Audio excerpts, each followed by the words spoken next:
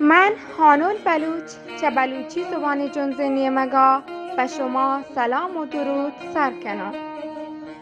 دکتر جان دیده بزانت بلد گالا که شما وانین و دلگوش دارید. باختن، باهگ، باختن، از دست دادن، شکست خوردن به ویژه در مسابقه شرط بندی. باهنگ، مکان، منزل، جای اقامت و اتراق.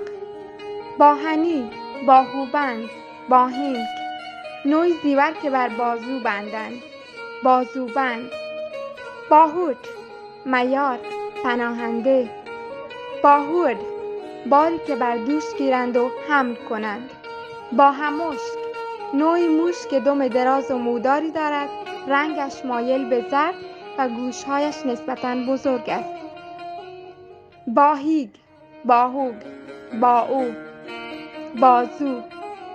باید، پیک، برای بیان لزوم و حتمی بودن امری گویند.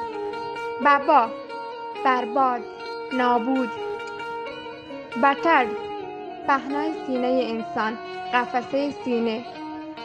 ببرد، درخت مکر زن که از آن ماده‌ای چسبناک ترشح می شود و از آن چسب می سازند. ببرد، حباب. ببک، عارضه‌ای که برخی از میوه‌ها به ویژه خرما پیش از آن که برسد به آن دچار می شود.